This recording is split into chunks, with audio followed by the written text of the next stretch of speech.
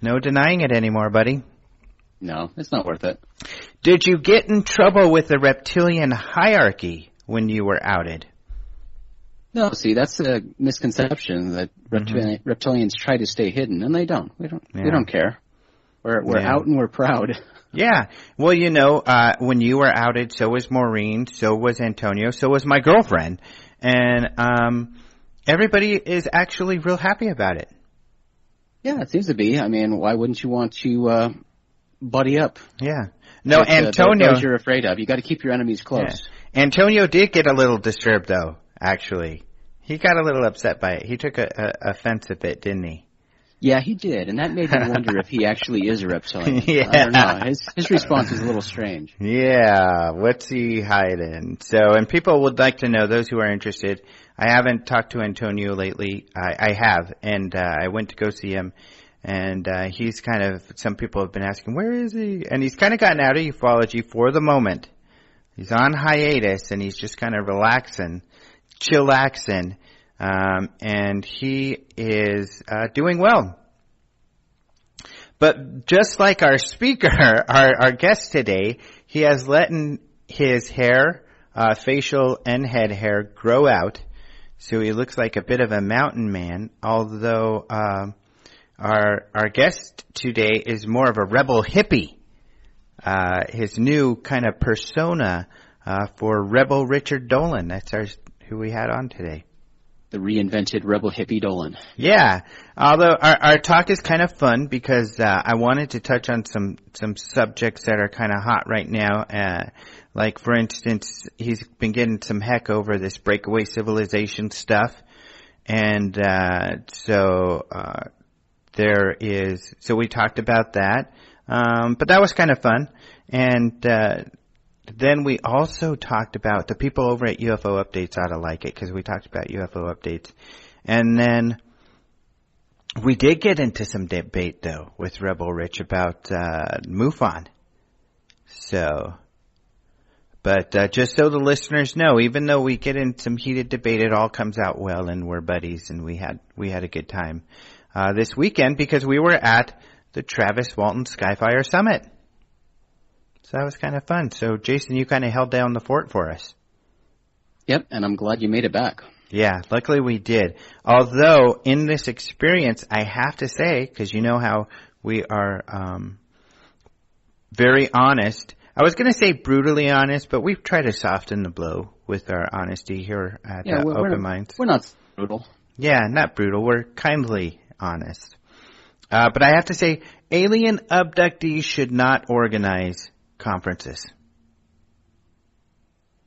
Why is that? Because at least with this example, to say organize would be not an accurate term when it comes to this conference. It was very unorganized. Stuff was everywhere. The schedule wasn't right. Things weren't on time.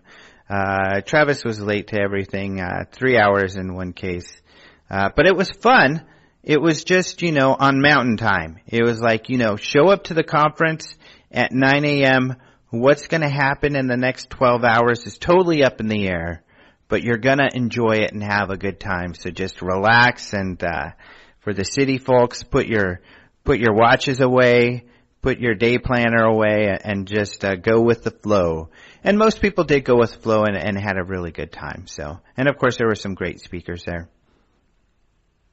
Well, that's good to hear. I mean, it is somewhat usual for conferences, especially this type of conference, to not go very smoothly, to not be organized, and to not stay on schedule. Yeah. But if that was the case with this one and people still had a good time, that's really good to hear. Yeah.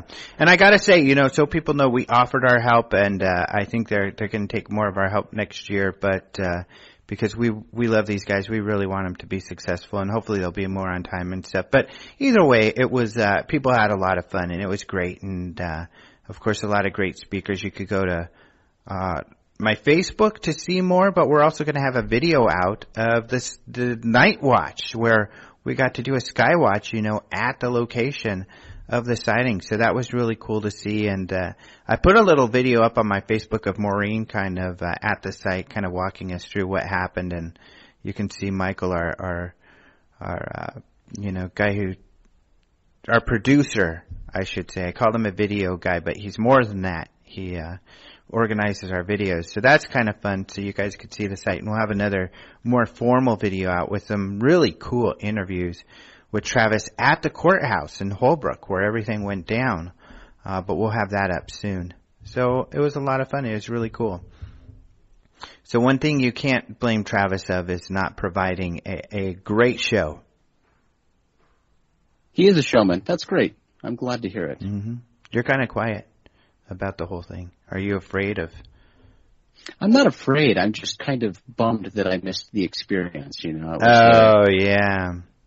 Unique kind of setting and experience, and the people there, and it sounded like it had all the right elements, and I was really looking forward to that when I heard about it. So I was bummed that I didn't get to make it happen. But I'm glad you guys went, and I'm glad it went off with its hitches. It still managed to take place, and people enjoyed it.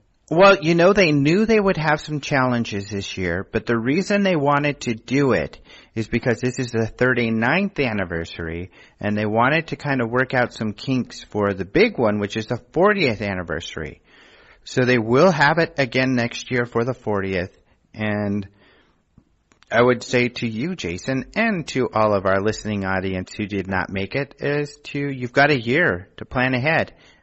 It's going to happen. I'm certain it will happen, and so get ready for it, and hopefully you can make it out.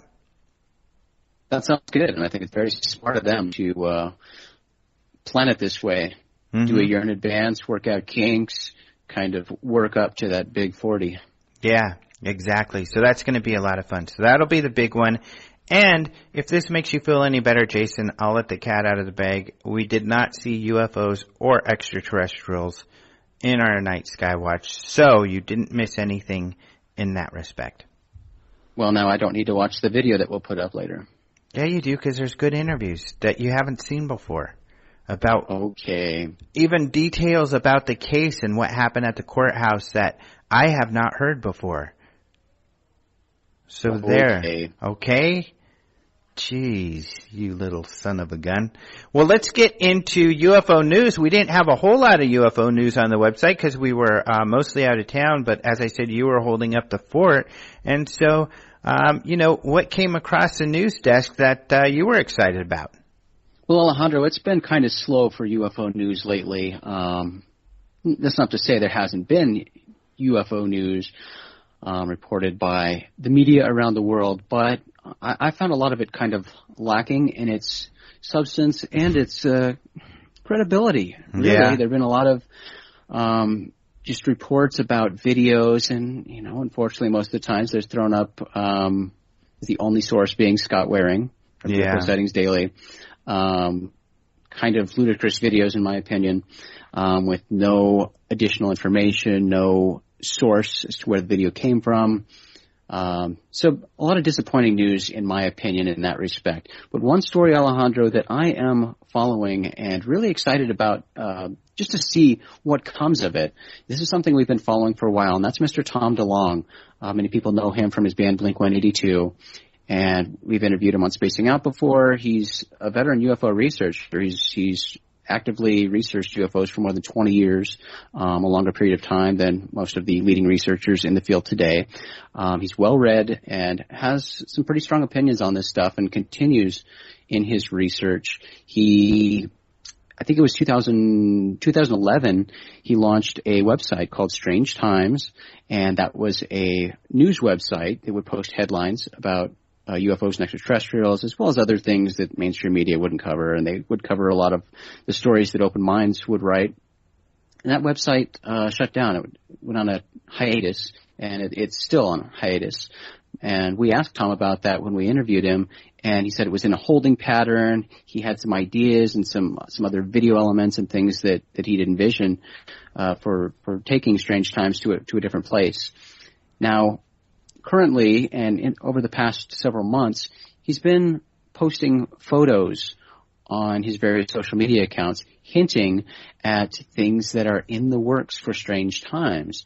One of those hints came last week when he posted photos and a video of a trip he recently took to the area around Area 51. He posted a photo showing showing one of the gates of Area 51, the back gate of Area 51 in the background. He posted a video of himself up on top of a summit where he has a good view around the area of Area 51. He also recently, just in the past couple of days, posted a photo of some documents that look like they're a lot of documents that many UFO researchers would be familiar with, like the Forrestal memo and things like that, that had certain things highlighted. And again, he says these are for upcoming Strange Times something. We don't know what Strange Times is going to be. And he's also hinted at a UFO video. He's been working on a film. So I think all these things are projects that are going to be revealed soon whenever Strange Times relaunches, and we don't know at all what that's going to entail. So I'm curious. I think it's exciting, though, because a lot of people go, oh, what do we care, rock and roll guy and UFOs. But Tom DeLonge's really smart. I mean, I've been really impressed with all of his interviews about UFOs that I've seen in the past, including the one he did with you and Maureen. Absolutely. I mean, I was blown away when I first heard him talk about UFOs because he's known as a lighthearted person. If you know anything about his music, about Blink-182, they're very much about embracing youthfulness and just, not caring at all about what anyone says and just being goofy and having fun. Their lyrics are very juvenile and, I love Blink-182, but, they're very silly songs most of the time. But, they do also have a song called Aliens Exist. And I mean, he's never been shy about his belief in UFOs and extraterrestrials. And like I said, he's well read. When they go on tour and stuff, he spent a lot of time actually reading books and doing his own research and meeting with people who are researchers. He's very good friends with George Knapp and stays in constant contact with George Knapp. So he is very much, and I time and time again refer to him as this, he is a UFO researcher. He's not just some enthusiast who crazy rock star who thinks UFOs are fun and neat and haha. No, he is an actual UFO researcher. He takes it very seriously, and he is extremely well read. So, yeah, he can speak intelligently about it. So I am excited to see what he does with this new project. Yeah, cool. Yeah, I was excited when I saw your story about this because I agree. I think it's exciting. Cool stuff. Yep. So is there any story you want to talk about from last week? There is, and can you guess which one it is? Slim Pickens, like you said, so. Slim Pickens. Let's see. I think you're going to talk about... No, I have no idea. I know you like night vision, so maybe the triangle UFO over Michigan. But exactly. I love the night vision stuff, and I think this is a really interesting video, and I'm sure you've looked at it quite a bit, so you'll have your own opinions. But yeah, this is a night vision video. Now, there's a couple night vision videos, and essentially this guy says he saw, it was about 8 p.m. on November 2nd, and he saw this triangular thing through the night vision. His friends couldn't see it without the night vision. He then reviewed it, and he saw there was not only these 3 lights in a triangular shape, but there were other UFOs and strangeness in the videos. Now, I don't see any of the other stuff he's seeing. I think that other stuff can be explained away pretty easily. However, I think the triangle's pretty interesting. I mean, it's 3 dots that stay in a pretty solid triangular formation, move very quickly through the sky, and they do something that I think is probably very ill-advised, where they start shooting a laser at it, which right. Even the witness thinks it could have been a stealth bomber or some sort of stealth technology. Well, if that's the case, what you're doing by shooting a laser at it is actually illegal, and you can go to jail for it. So that's why I think that that's probably a bad idea. But I think it's an interesting video. What do you think? It is an interesting video. I agree with you 100%. I think the other things mentioned can easily be explained. But the triangle object itself, we've seen this so many times in night vision videos. They're so fascinating. They definitely exist. We've seen it so many times. I've seen it personally with my own eyes. There's some sort of weird triangle thing that moves up there that you see with night vision. Who knows what it is? Is it extraterrestrial? Possibly. I don't know. But the thing is, certainly not faked. This stuff is actually up there. It's very fascinating to see some of the best UFO videos, in my opinion, that you can see pretty readily if you take the time to look for it. But yeah, the laser pointing is so stupid in my mind. Even if it is extraterrestrials, I don't think extraterrestrials would appreciate having a laser shot in their eyes when they're flying. I mean, it's very dangerous for flying vehicles to have this green laser shot in their eyes. Yeah. So when I saw that, I was like, uh-oh, well, I don't know if this witness realizes that this is illegal, but I should also mention that this is a MUFON case, so this was written by Roger Marsh, and as is the case with the MUFON cases, they do not reveal, the witnesses. They keep them anonymous until they get permission to do otherwise, and there is an investigation ongoing. However, I'm not going to wait, so I'll probably get some opinions on what people think about this video, and we'll definitely share that with our audience. But yeah, I think it's a really cool video. People need to check it out. Definitely. So that's at openminds.tv with other stories, and with our spacing out from this last week. So it's getting a lot of attention because I think we talked about this last week, but this guy from Sri Lanka, I think I kept saying India, he's from Sri Lanka, this politician who says some space agency tried to steal their a meteorite that might have some evidence for extraterrestrial life. However, it didn't get stolen, and scientists have written up information about this meteorite. And I guess in particular he said it was creationists who did it. Dun dun dun. Those no good creationists. No, we'll get them. String them up. That's what we say out here in the Southwest. Which is another fun thing. This was a total cowboy Travis Walton Skyfire Summit. I mean, it was near the area, and there were horses, and this was in a barn where right next to it were horses and mules. And if you see on my Facebook, oh, this is cool. You'll love this because you're an animal lover.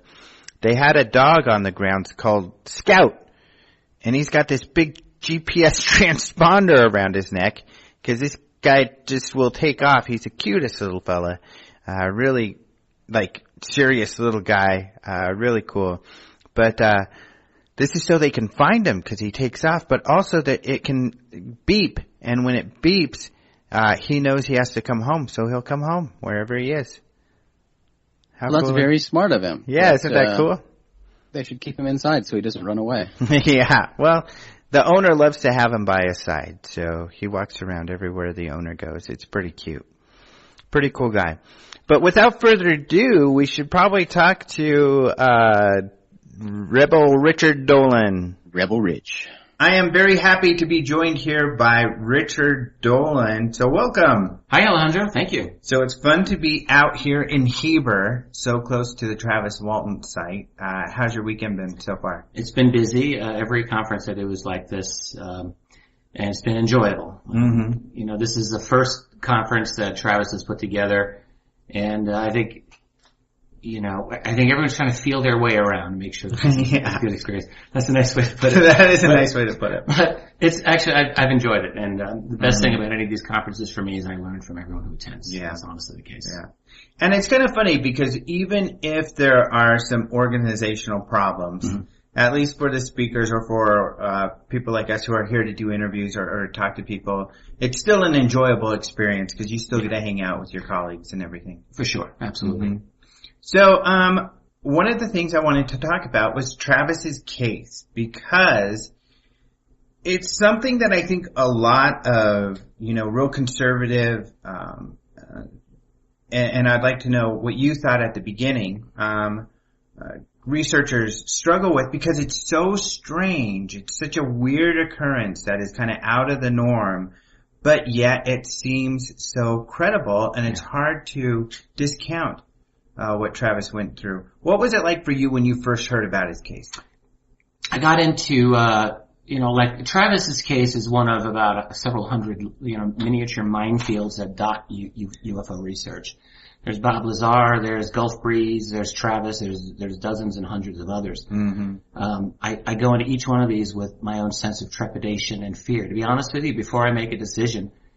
Because you know that there's just so much contentiousness on all different sides of any particular issue. Yeah. And you know that whatever you decide as a researcher, someone's not going to be happy with what you think. Yeah. That's a given. But going into Travis's case, the way that I researched it was very simple. Not even talking to Travis. I went through as many original sources as I could.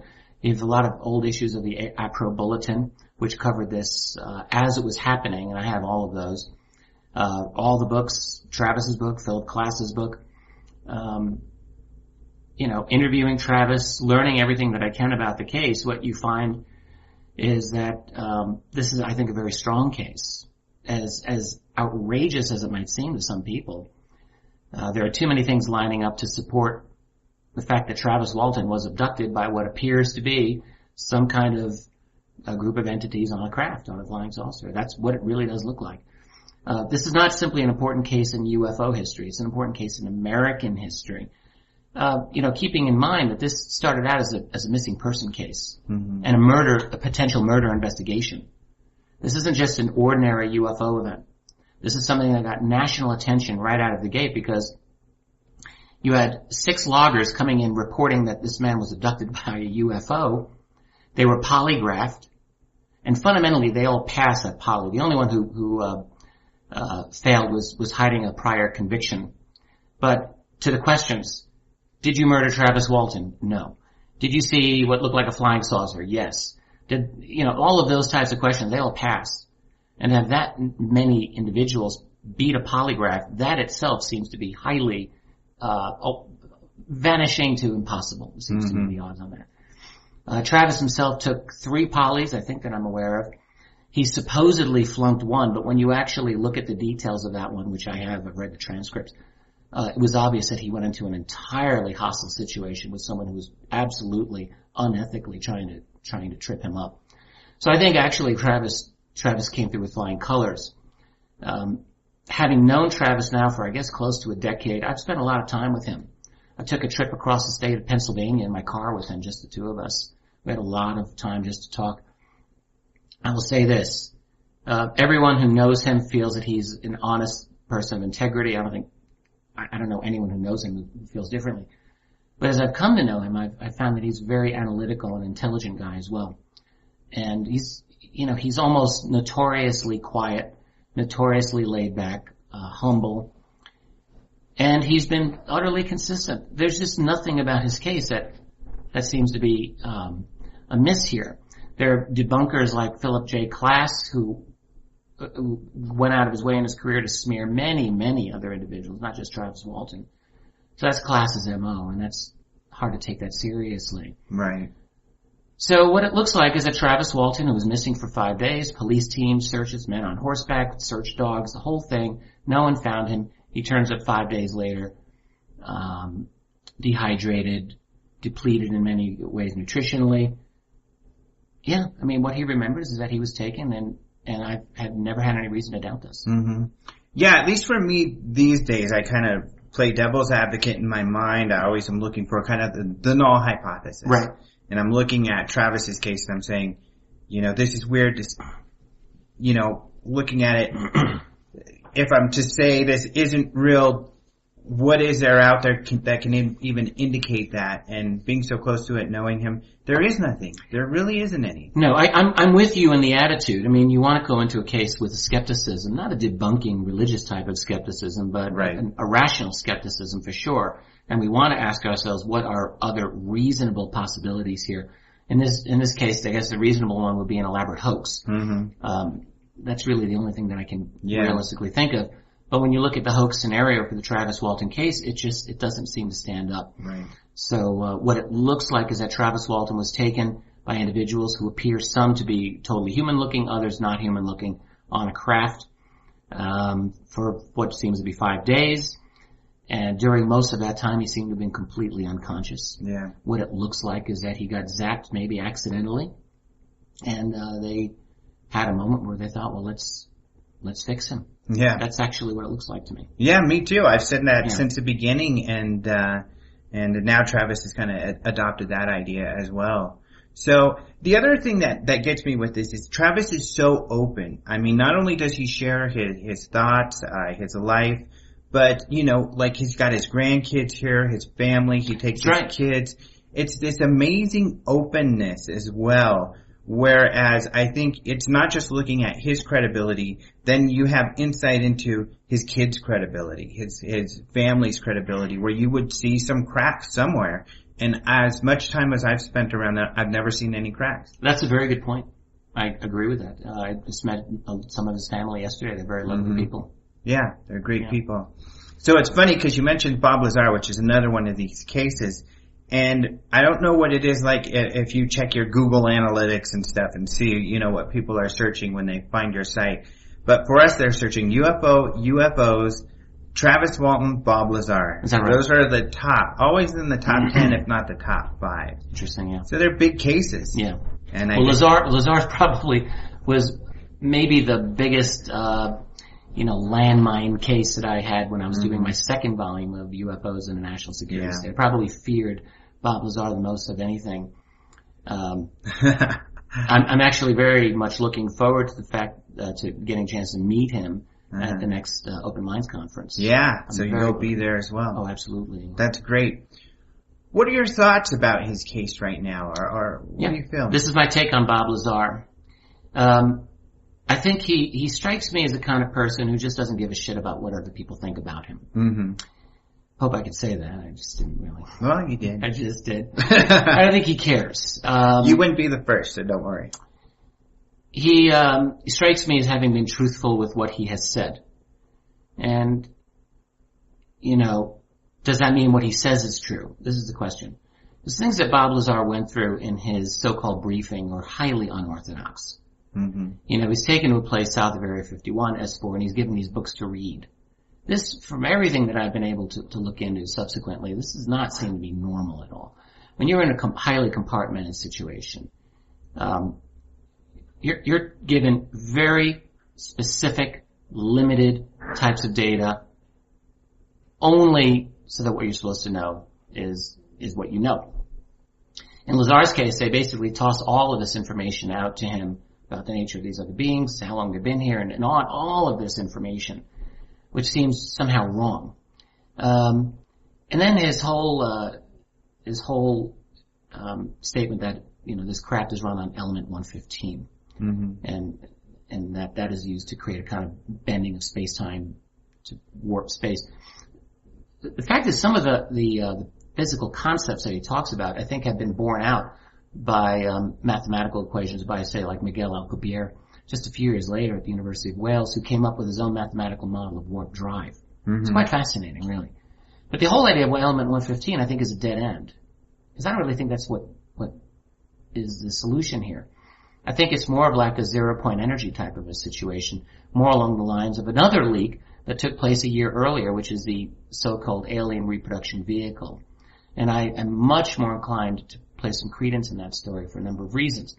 So if that's true, if you've got craft that are running on 0 point, that are traversing the solar system, let's just say, and you want to keep that secret, let's say we're on the team and we're building 0 point craft, but there are competitors out there who may get wind of the secret. What might we do? One thing we might do is take someone who we've psychologically profiled, who we know won't care and won't be able to keep a secret, which he didn't do. Mm-hmm. Give him wrong information.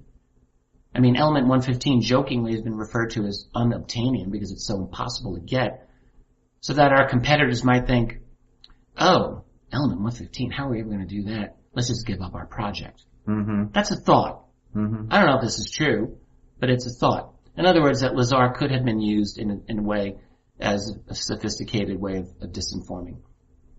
Possibly. Mm-hmm. You know what? I've looked into this a long time, and I wouldn't pretend that I know this better than anyone else has looked at it. But I don't dismiss him out of hand the way people like Stanton Friedman do. Mm-hmm. And I like and respect Stanton's work. But George Knapp has also investigated Bob Lazar. George Knapp has demonstrated that Lazar did work at Los Alamos National Labs in the early 80s when Lazar said he did. Lazar did certainly appear to have met with Edward Teller on that one occasion at Los Alamos. I mean, everything seems to fit. Mm-hmm. When my book was coming out, where I was writing about Lazar, I was at the Crash Retrieval Conference. It was the first place where I spoke about it. It was in late 2008. John Alexander was in my face that whole weekend.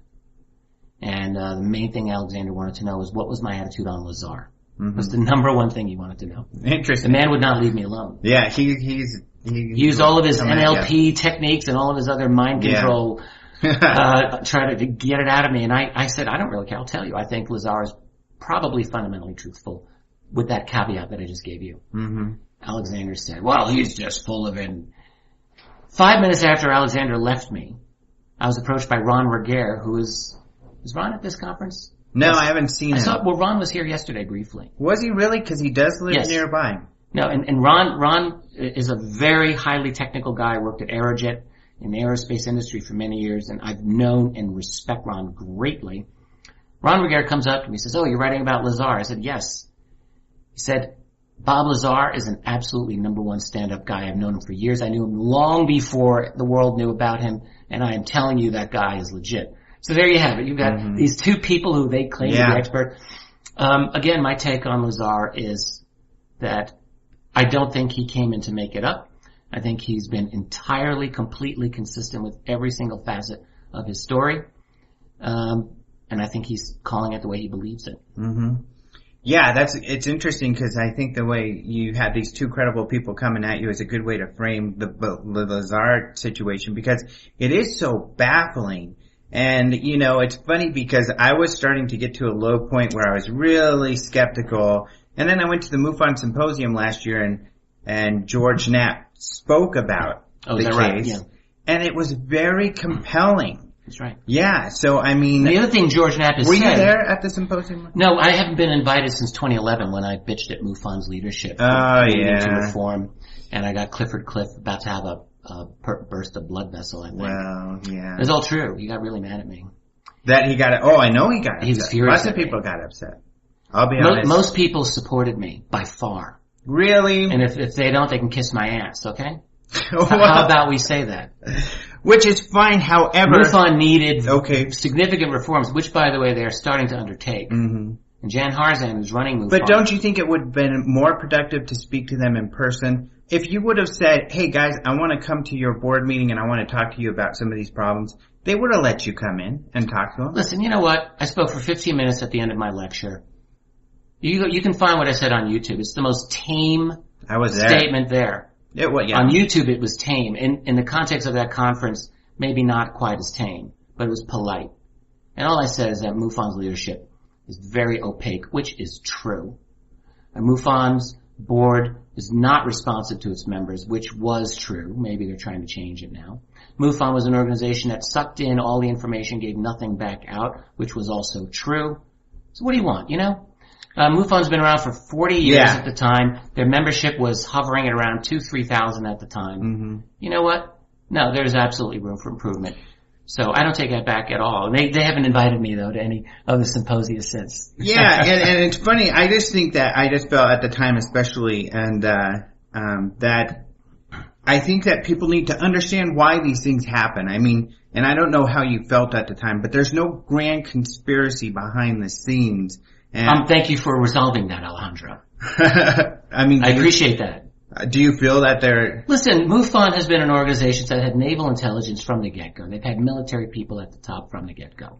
You can call it what you want. Well, they still do. But whether it's a conspiracy or an agenda, either way, there's been a very, very specific thing about MUFON that has been made it a very kind of public, unfriendly organization and has genuinely brought in a lot of suspicion. This is not an outrageous and unfair thing for people to have suspicion about MUFON. Well, often suspicions are based off of ignorance of knowing what's really going on behind the scenes.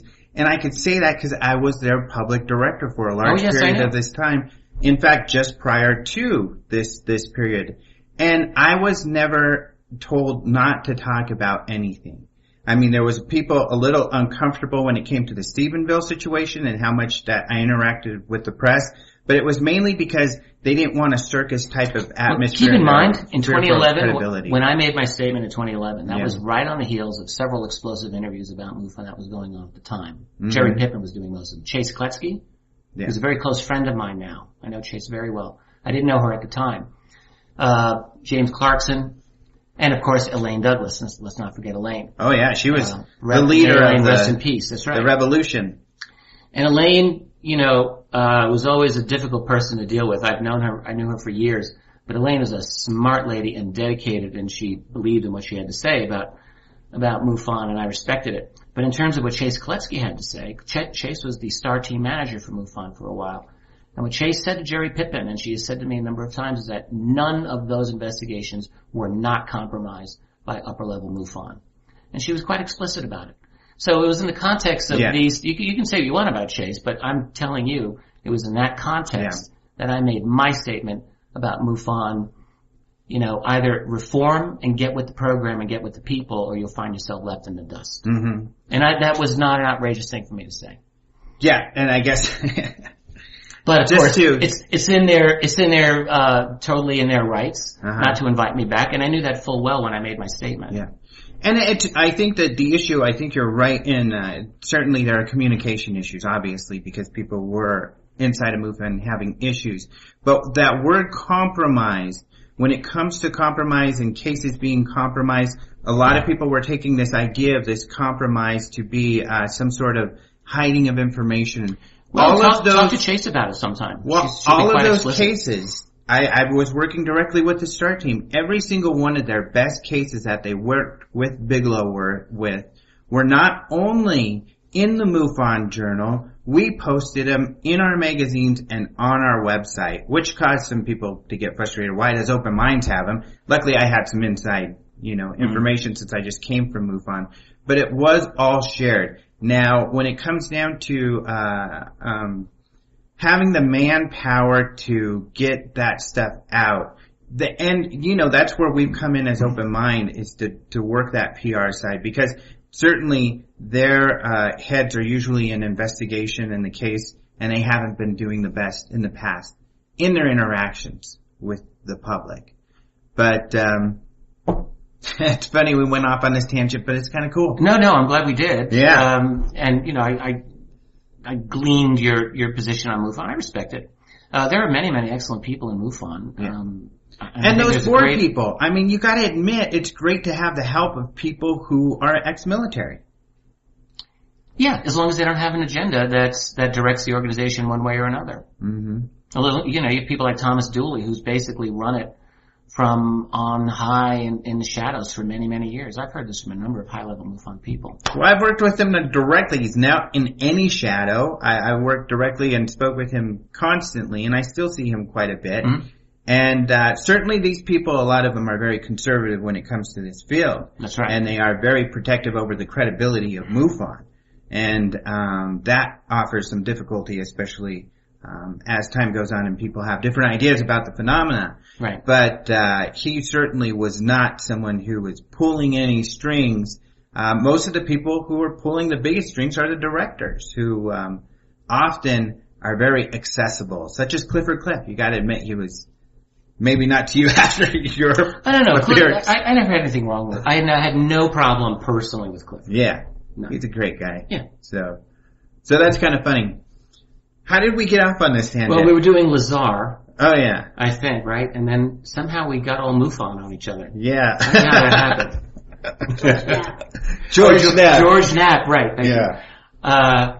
At the MUFON Symposium. Yeah, okay. There we go. Yeah, thank you. Off we went to the races. That's Karen. But Knapp, Knapp has, one thing that he's impressed upon people for years is that Lazar was merely the first of about 25 or so other witnesses that George Knapp cultivated over the years. 25 or so, 2 dozen.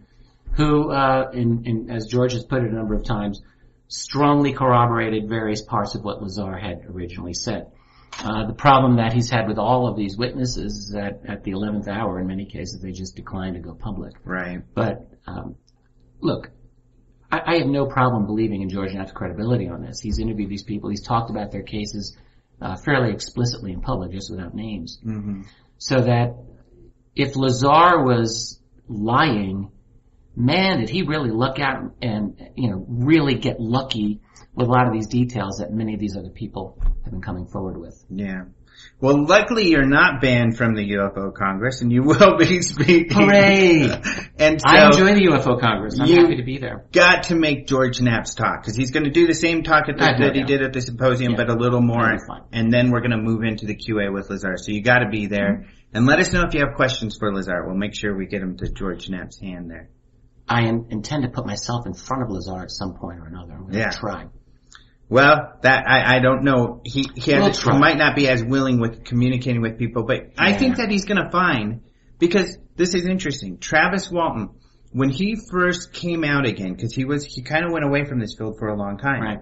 And when he came to the UFO Congress before we had it, it was like 2006, I think.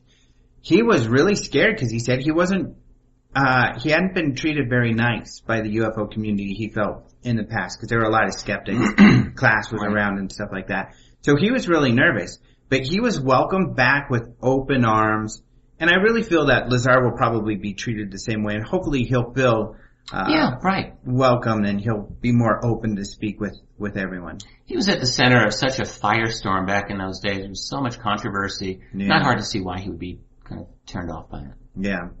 So it's kind of funny because we were talking about before this, UFO updates and some of these forums that have a lot of real conservative people in there who just, it's kind of funny because I get a feeling you might feel the same way about this forum, because I'm in there occasionally. I used to be in there more, but I found a lot of the finding counterproductive.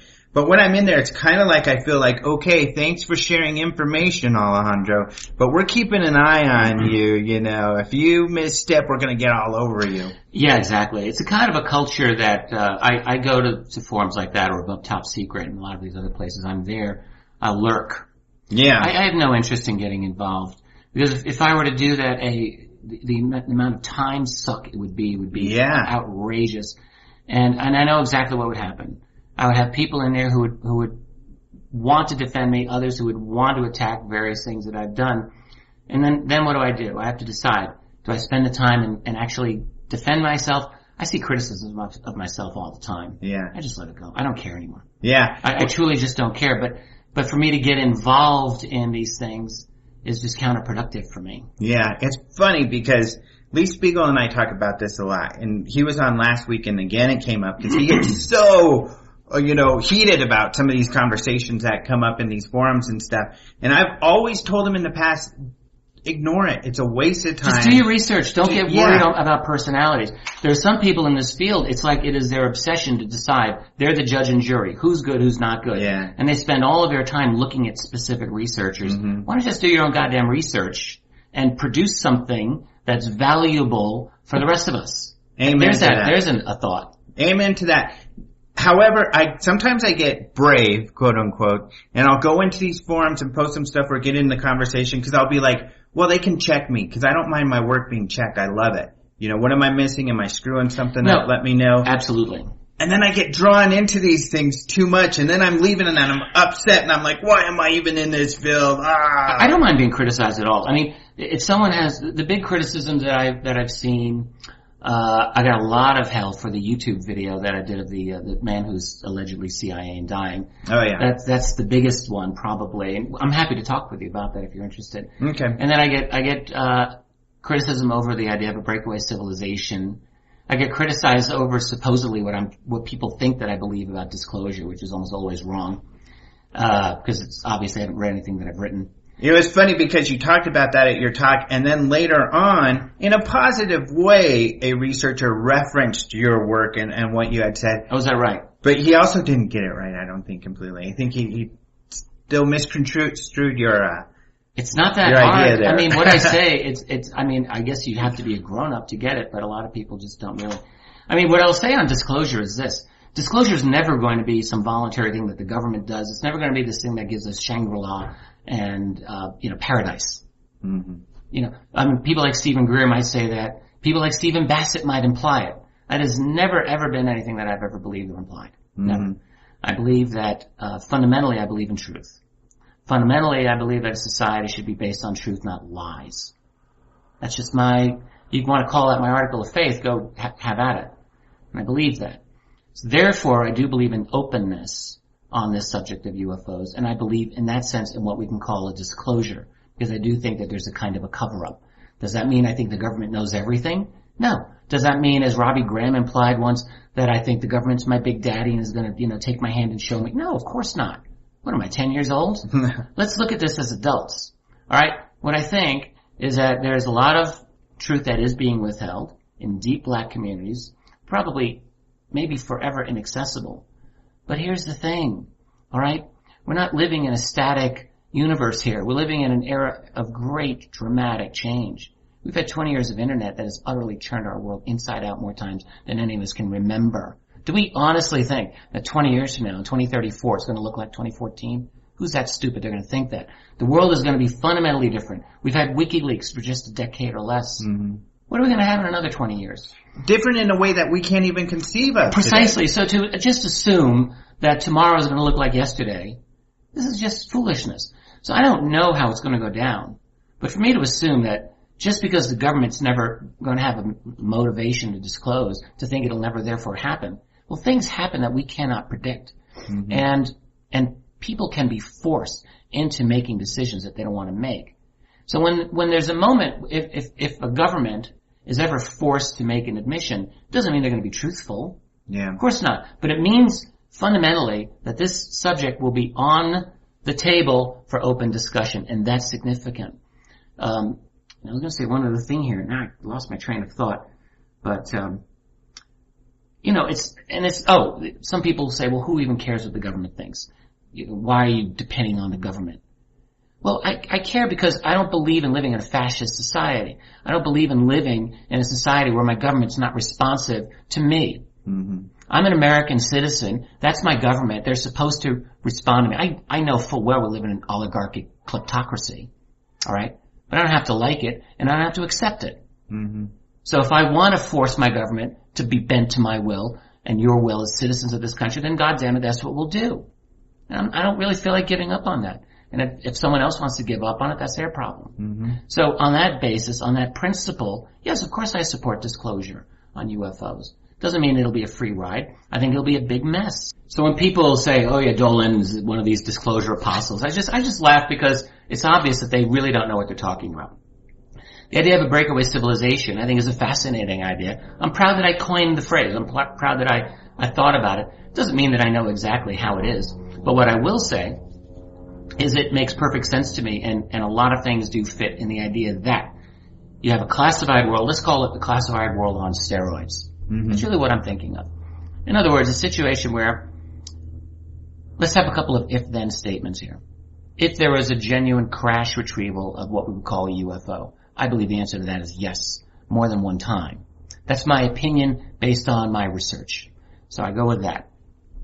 That means this is technology and bodies that have been studied clandestinely, obviously in a highly classified environment, obviously in a way that is where certain key scientific understandings are not permitted fully to leak out to the rest of the world, except under highly controlled conditions where profit is assured. Mm-hmm. All right, and where infrastructure is not disrupted.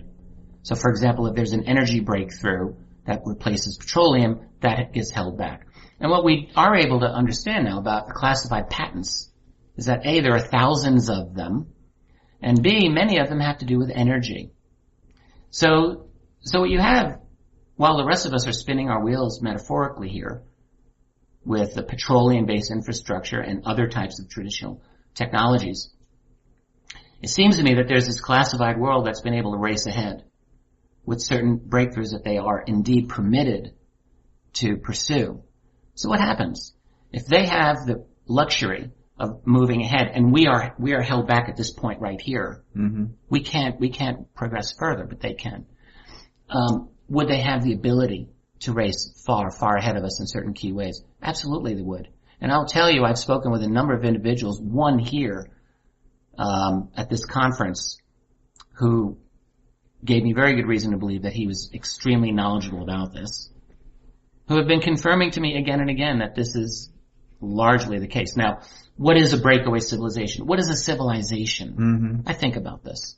You know, long before I did UFO research, I've been studying history. I read once Arnold Toynbee, you know, one of the Mozarts of historical writing. He was a genius. And he did a study of civilizations. That's what got me thinking about this. You know, what is it that characterizes a civilization? Well, one would be its level of technology. One would be its cosmology, its perception of itself in the cosmos. One would be its type of social relation among themselves and with others. Many of these things. That doesn't mean you could define a civilization, but I think this gives us an idea. And when you look at the classified world, when you look at how it would be possible for a classified society to develop radical technologies, including some version of electrogravitics or anti-grav, which I think is entirely possible, which I think has been achieved, including, therefore, the ability to go off-world in one way or another, including, therefore, the ability, maybe, to have interactions of some sort with this other reality. Well, that would give you a very different cosmology. It would give you very different technology and a different understanding of everything. Could you be considered a separate civilization, one that's broken away from the rest of us? I think sure. Does that mean they all live on Mars in an alternative 3 scenario? No, I don't know. I think the action's on Earth. You know, the action's here. So they're here. Earth is a fascinating place for us and for others to be here. So I guess when you define a civilization or a society, and I think that's where it comes into some of the details. Well, I think there's a number of issues that some people have with it. Well, I'd like to know what are those issues. Maybe you can explain them. Yeah, I will. And that's what I want to talk about is, you know, when you talk about a society or a civilization, are you necessarily saying, you know, like families that are growing up in this alternative I don't know. I don't go that far to say necessarily. Yeah. So I think that's what the issue becomes, and that's what I wrote about. I don't know if you saw, because I made a comment in this string of stuff. I gleaned a quick thing that you wrote, but maybe not the details. So I was just talking about how I remember when I first heard you talk about breakaway civilizations, and I thought, I need to interview him about that because that's very interesting. I think it's a fascinating idea. And we interviewed about it. And you said something very similar to what you said now. I think what happens, and I think it comes back to what we were talking about with all these battles and these forums and stuff, is a lot of kill the messenger. So I think a lot of people have ran with your concept and now are kind of like Richard Dolan says there's a breakaway civilization and they have UFOs and they're working with aliens. One of the crazy things about seeing, it's like a little child that grows up and becomes like a serial killer. So I see people like Richard Hoagland took my phrase. Yeah. Alex Jones uses it all the time on his show. There you go. I hear it all the time. Yeah. And I don't know how I feel about it. On the one hand, I don't think it's a bad thing that this phrase is out there. But it's not something that anyone can control once it is out there. People use it for their own purposes. What can I say about it? And I think what happens is it's an intellectual idea in a world that is not always so intellectual, that likes things to be simple. And so it's a bit nebulous for a lot of people. And so people define it in their own way. And I think it's those other definitions that people have a problem with. But they make you the poster child for beating it all up. They can certainly do, and I don't mind. I do think that there's some very high strangeness concerning our planet and the immediate environs, including the moon. I don't mind saying this anymore. I've had too many. I don't know for a fact that there's bases on the far side of the moon, but I sure as hell do wonder. I'll just say that. I've spoken many times in my conversation a number of years ago with Russell Targ. I don't mind saying it here very briefly. Russell, of course, is one of the 2 people to develop the CIA-sponsored remote viewing program at Stanford Research Institute. I've spoken with Russell at length a number of times. Spoken with Hal Puthoff a number of times, the other person who developed it. Russell said to me, point blank, a couple of years ago that in the early 1980s, one of his tasks was to train remote viewers at Fort Meade, Maryland. Who were going to be remote viewing the far side of the moon. I asked him why would they do that? You know, waiting for him to state the obvious. He threw it right back at me. Why do you think? He said. So then I thought, well, I'll bite. So I said, well, okay, were they looking for E.T.? Were they going to look for E.T.? He didn't say maybe. He didn't say no. He said yes. Mm-hmm. They were going to look for ET. That was their job. I was a bit astonished that he just said that to me. I then asked, well, did they find the ET? I mean, it's a normal question to ask. Right, yeah. Those are the questions you want to ask. He said, well, I don't know. That wasn't in my job. Mm-hmm. So whether he knows or not, I don't know. But I believe him. Mm-hmm. I had no reason to think that he was lying to me or deceiving me. So think about it. Early 1980s, you got a program to train remote viewers to look for extraterrestrials on the far side of the moon. Why would they do this if they didn't have, in their mind, a reason to look? Mm-hmm. Well, and there's a number, I mean, then you get into all the different speculation, and it's interesting to speculate, but SRI was pretty into some weird stuff that was seen weird even by their colleagues. I think McGonigal even says they were at best 20% accurate. No, that's right. So there's a lot of mistakes, but there was enough to give reason to believe that there was something to remote viewing. But the point about the moon simply is that that's just one story. Yeah. There are a number of interesting moon stories that are out there that I don't have an easy way of dismissing. The Carl Wolf story, I have a very difficult time dismissing Carl Wolf. I just do. Mm-hmm. And what is this story? Carl Wolf worked at Wright-Patt back in the 60s. Mm-hmm. Had a quick assignment at the NSA where he was interacting with an NSA technician over, I'm trying to get this right, getting digital telemetry or digital data from space satellites. This is early era of doing that. And apparently the guy that he was with had these moon photos that were being looked at right at that time. Mm-hmm. And this guy showed Carl Wolf. Carl Wolf, he's said this story many times. Mm-hmm. Said he got scared because he realized he was looking at things and hearing about things that he was not cleared for. Yeah. Essentially what looked like structures on the moon. And he's spoken very explicitly about it in any number of YouTube videos one can find. A woman named Donna Hare gives similar type of testimony. She's not a direct witness, but claimed that she spoke with astronauts in the early 70s and talked about structures. And then there's more. There's all of these, and these stories just, there's the Neil Armstrong story, which I think that I credit came from Timothy Good. There's this, several of the crazy statements that Buzz Aldrin has made make you wonder what's going on with these people. Mm-hmm.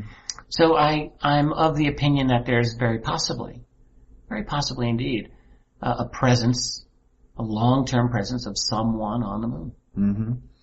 When getting back to Breakaway, because I think that's interesting, and I mentioned the moon because I thought it would dovetail with this idea of a breakaway. Makes sense. Yeah, right. But I did want to ask you a question. Just one thing that always comes to mind with the Breakaway Society and these technologies that are being developed, it would seem that, and I just want to hear your thoughts, it would be difficult because as they develop these secret technologies, however, they're so secret they can't really use them in any public space. I mean, a lot of the stealth helicopter they used in the Bin Laden is still secret. Some of the other crafts supposedly they're using over there are secret. But you can't, use it very much. How do you get past, are these things then being shelved, or you think they could possibly being used? I know you follow politics and the wars everywhere going on. How do you negotiate that? The point of these wars isn't to win them. The point of the wars, honestly, we really have to understand that we're not living in an era of nation states anymore. They're kind of done. So what we have is an era of multinational groups that own a massive war industry that love making money on war. You don't need to have, a laser firing flying saucer to take out ISIS when you could spend another $1 trillion of people's money and everyone can get rich in the process. Why would you do that? So what you do with these advanced technologies that are classified, if there's a purpose for them, that purpose would have to be consistent with the level of that technology. In other words, if you're going to be dealing with these other beings in any way, shape, or form, that's the technology that you'll use. And that technology would be a sufficiently high classification that its use would not be permitted for something as pedestrian as mere geopolitical conflict. Mm-hmm. All right? You want to fight your wars in Afghanistan or Iraq or anywhere else, the United States military has got more than ample weaponry to do basically what they want, as long as they're spending a lot of money. Well, so they don't need to use it. You understand what I mean here? I understand what you mean, but if these people have all the money, they have all the power, what more do they need? Why would they want to develop these spacecraft? Age-old question. Mm-hmm. Go back 5,000 years to ancient Egypt and go on the banks of the Nile and Here's the Egyptian peasant who's got nothing, some fish in a little hut, and up the river's Pharaoh who's got all the gold in the world. Why does Pharaoh need more gold? I don't know. Maybe because Pharaoh doesn't really give a crap about the peasants, but Pharaoh's looking at the other kings and other royalty and competing against them. Because that's really the only thing that matters. When you're at the top, the tippy top of the human food chain, you're competing against other people in your circle. It's like a game. How much wealth and how much power can they amass? That's what it's about. Well, and I agree, because if there are these people, because you look at history and you do see that sort of thing, but these people also keep themselves in check, taking each other down peg by peg here and there so they can climb on top of each other. Thank goodness there's power struggles at the top. Exactly. And speaking of, along those lines, with ISIS and everything, and who knows what, I would think, if Obama, for instance, knew there was a spaceship flying at Area 51 that had lasers that could kill ISIS, he would probably use it. I don't know. You don't know? Why? Because he would be, obviously he's struggling politically, and I think all these politicians He'd be introducing radical revolutionary technology that would transform our infrastructure. That's a tall order to ask of any president, It is a tall order, but he would be the hero that took out ISIS because he finally unclassified this secret flying saucer with lasers. Hooray for Obama. Yeah. It would never happen. It would never go down like that. Well, never. It could be possible he has no clue that something like this exists, even if it does. I would guess he has not been briefed. I've mentioned this in public a few times, and I don't want to belabor something I've talked about over and over. One day I'm going to mention this man's name. He's a very prominent, very brilliant man who was high level at the CIA, and I just once asked him, I had a few conversations with him. I said, well, what do presidents know? One of the things that everyone wants to know. And his answer was essentially some have known more than others. And he said, presidents come and go. Some are reliable, some are not. Some drink. This is during W. Bush's presidency, and I don't know. I really didn't in any case, he said, there are lifers who are there forever, and they manage the program. And, a president is a public relations guy. He's got to kiss the baby, shake the hands. He's got to be the face. He cannot possibly manage the hundreds of special access programs that are out there that are often highly illegal and incendiary in one way or another. And he can do it logistically anyway. Yeah. So to for something as explosive as the presence of other beings from wherever the hell they're from with technology that would transform our world in an instant, no, I think not. Well, one of my favorite statements is Clinton's when he was asked, I think in Hong Kong, about UFOs in Area 51 and stuff. And he said, well, I looked into it, I didn't find anything, but I wouldn't be the first president that career bureaucrats have lied to. And he seemed to be like, ho-hum about it. Oh, well, I tried. They didn't tell me. Right. I'm busy with my other stuff. The impression that I got from this individual was that Clinton did not get very much information. He did say that Jimmy Carter knew, Ronald Reagan knew, and Bush Sr. knew. Oh, very interesting. Interesting that Carter would be in there. Well, he told me about a briefing that Carter supposedly had in June of 1977, which left Carter apparently near tears or sobbing. Really? I wrote about it in AD After Disclosure, and I may have written about it in my newest book. I can't recall. But this came from this gentleman in a very ultra precisely described manner. This is a guy who qualifies everything 5 or 6 ways before he gives you his exact answer to a question. He's very precise. But anyway, I don't know how we got into that. Oh, Obama. Oh, and using flying saucers to take out ISIS. Right. No, I just don't think so. I think this would never happen. I think these politicians, that's all they care about. The world would be damned as long as they look good. They can be out there saying. Yeah, but the Obama are they really saucer. The ones in control? Are they really? Well, and that's the question. Unfortunately, if there is one, he probably wouldn't be allowed to use it. Sorry, Obama, we can't let you use that. It's like Goodfellas. You become a made man. All right. You attend a Bilderberg meeting in 1992. Your name's Bill Clinton. You become the next president. That's how it works. Obama, same thing. They become dipped into the world, and they understand that they've got to play ball with the people who put them into power. And I guess to that point, it gets a little bit off topic, but maybe not. And I know, I've seen kind of some of your posts.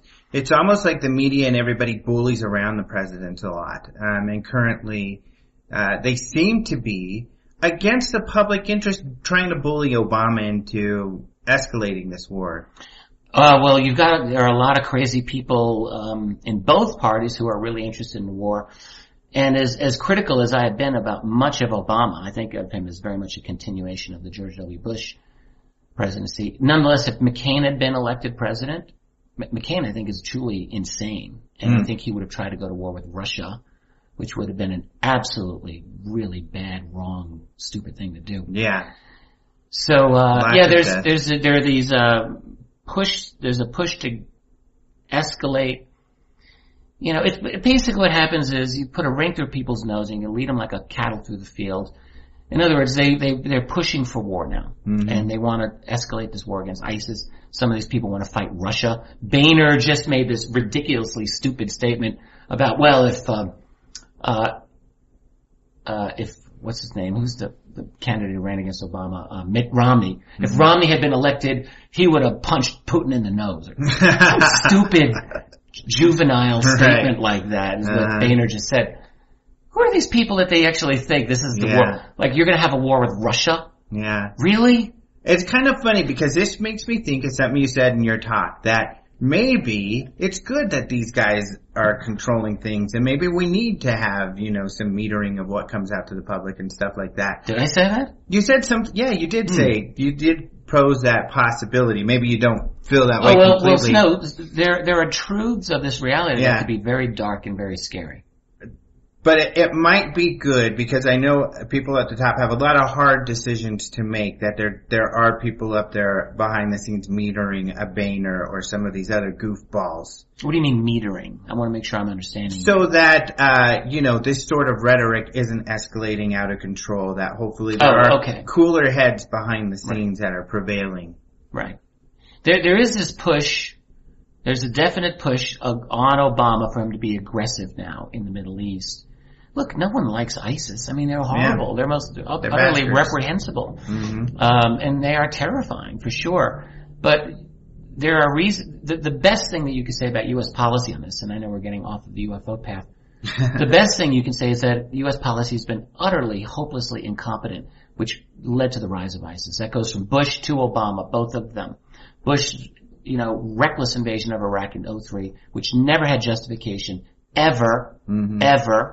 He did it anyway and wrecked that country's infrastructure and led directly to the radicalization that's resulted in ISIS. And then Obama's decision to bomb Syria in 2011. Equally, just wrong-headed stuff. These people think that they can just go in there and run these countries without repercussion. That's the best you could say, is that this idiocy policy led to it. What you could also say is that there's something even more insidious behind the scenes.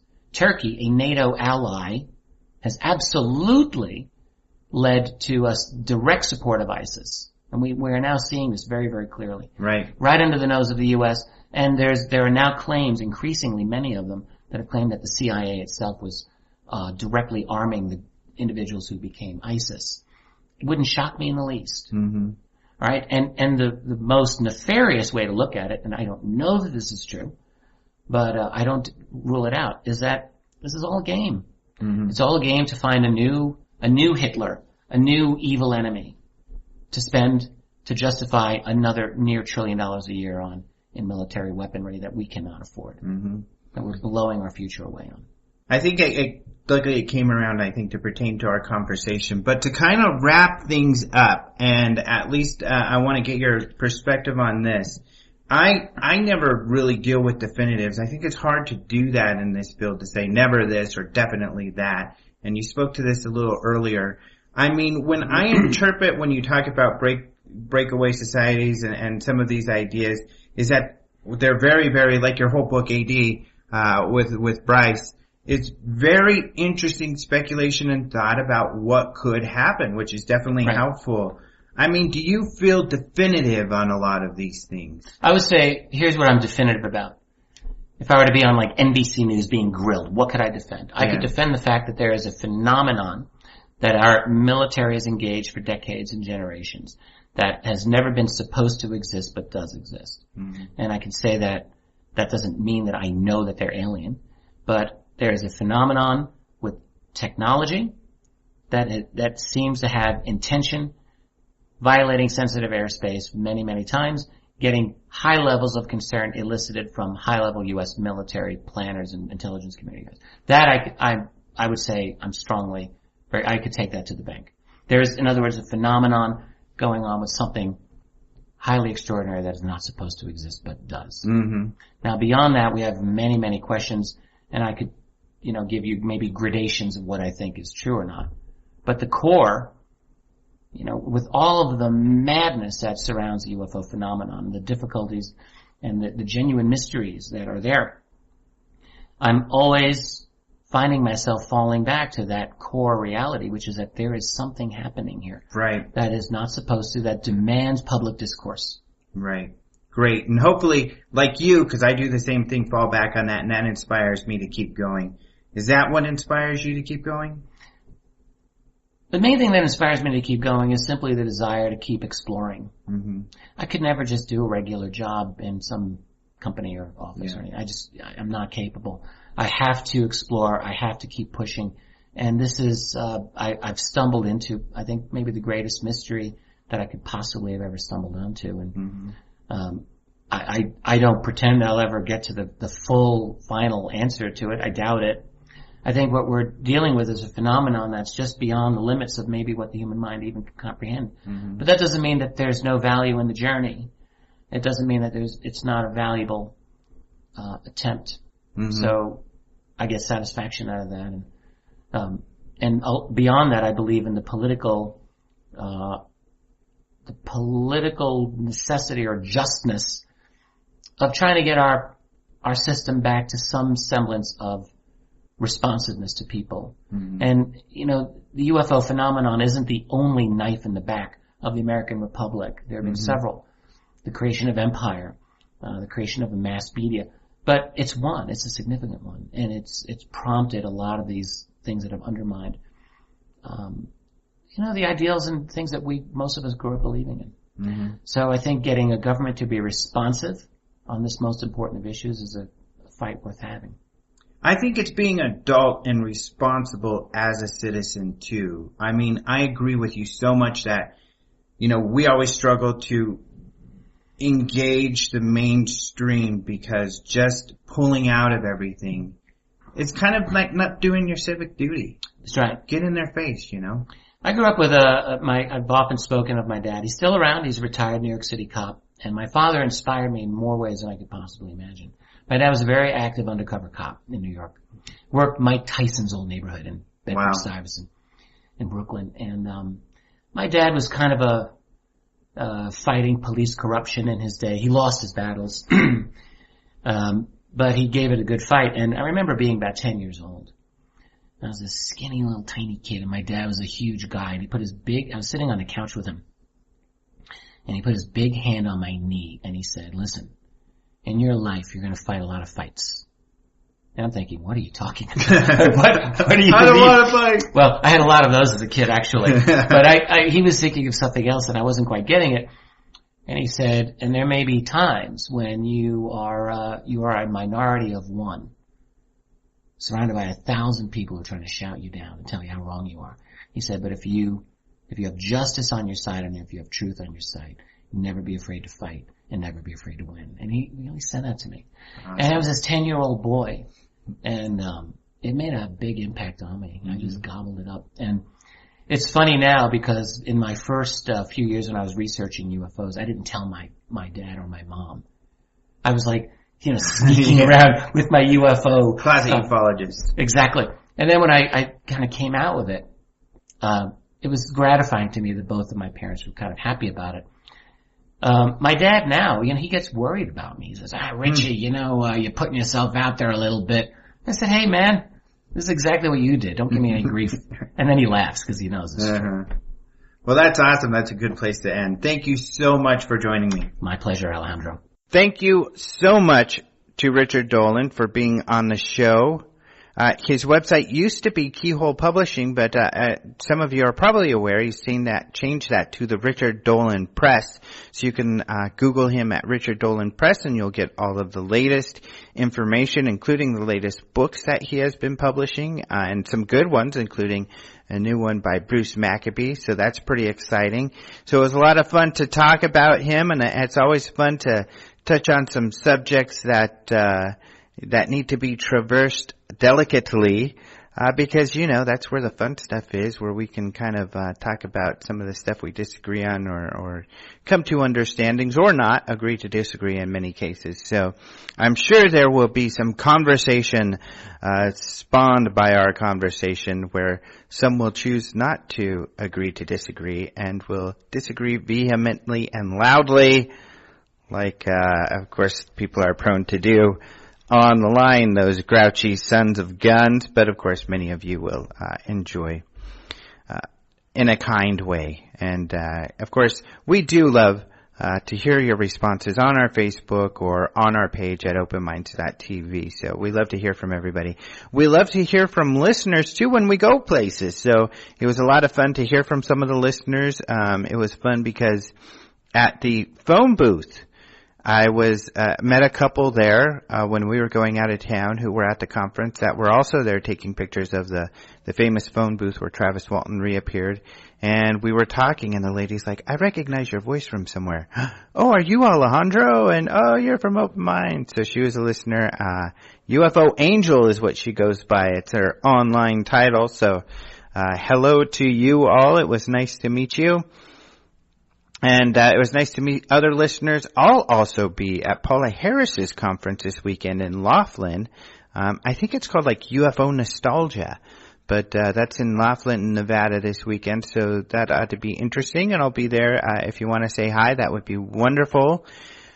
But as Rich and I talked about, it's very important that you are at the UFO Congress this year, because we are having Bob Lazar in an exclusive historical appearance where he will come and do a Q&A that will be hosted by George Knapp. That will follow a presentation by George Knapp on Bob Lazar's case. And I invite you, if you're a skeptic, I invite you especially to come and check it out, because you know how Jason and I are on the show. We like to look at things with a critical eye, and George Knapp, has some compelling things to say about Bob Lazar, and I think he's going to tackle some of the tough questions. I've asked a lot of UFO researchers, including Rich and others, to be sure to give me their questions. Someone else I saw this weekend and spoke to at length was Mr. Stanton Friedman. And it's kind of funny because lots of people were saying, well, you're having Bob Lazar. Stanton Friedman would never go to a conference with Bob Lazar being there. It's not the case at all. Stanton, I asked him about that. Told him people were saying that, and he said, oh, that's silly. I'd be kind of a coward if I wasn't wanting to be present in something like that. So he does want to be there. Our speaker list is full, and we've had Stanton recently, so he won't be speaking. But he did ask if he could be there. He wants to be a vendor, so he's going to try to work it out so he is there, and I think that'll be a lot of fun. I also told him, make sure to give us your questions and we'll ask, but that way after people see Lazar talk, they can go over and say, hey, Stanton, what did you think? Or, and who knows?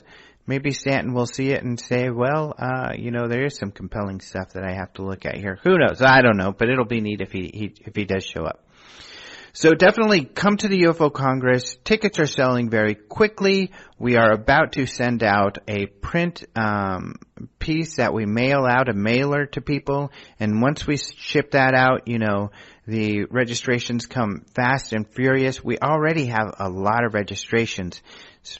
Rooms are still available at the host hotel, so go reserve your room there. If for some reason you don't get there in time, luckily there are nearby hotels that you can stay at that are very pleasant as well and very close. And the weather, of course, will be great. Those of you from the East Coast or like Jason and Boise are facing some colder weather, but you can come out here in February where it's nice and pleasant. There's even people in the pool, the hot tub in February out here, so it's a lot of fun. So check out the UFO Congress. Check out Spacing Out on our YouTube. A lot of great fun stuff there. And then also check out everything else we have. I wanted to mention the video. One of the other cool things we're going to have on YouTube, like I said, we're getting a video put together on the Travis Walton UFO Encounter site. Hopefully we'll have that up Friday, if not early next week. But I told you that we went to MUFON, their boot camp, a week or so ago. We're going to have that video up in the next couple of days, and we got some really good interviews you're going to want to check out that I know you're going to like. Some really cool stuff there. So we'll have that up soon too on our YouTube site. And again, you can find this all at openminds.tv, or on YouTube. You can look for our channel called Open Minds TV, or you can go to the UFOcongress.com for more. Thank you all for joining us, and thank you to Caleb Hanks for doing the opening and close music. You can find him by Googling Clerk Chronicles.